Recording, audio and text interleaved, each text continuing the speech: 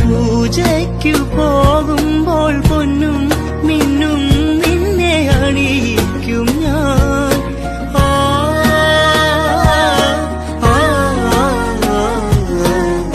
വാനിടം മംഗളമാലകൾക്കേ നിന്നെ ഞാൻ സ്വന്തമാക്കും. ഈരമേഘം പൂവും കൊണ്ടേ പൂജയ്ക്കായി ക്ഷേത്രത്തിൽ പോകുമ്പോൾ